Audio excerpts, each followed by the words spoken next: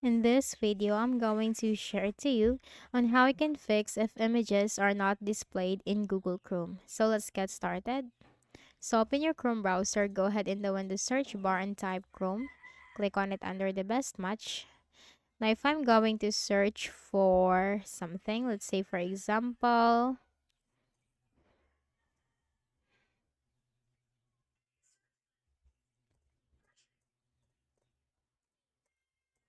and if I'm going to click on images are not displaying right here. So how can you fix this? It's just very easy. Simply click on the three dots in the top right corner and then scroll down and click on the settings symbol.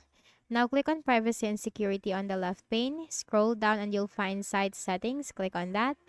Then here you'll find under contents images. Don't allow sites to show images. Click on that.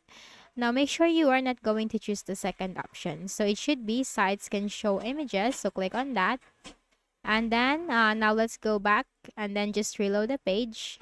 And that's it. That's how you can easily fix the issue. So I hope this video helped you. Kindly please do not forget to hit the like button and subscribe to this YouTube channel for more tutorials like this. Thank you for watching.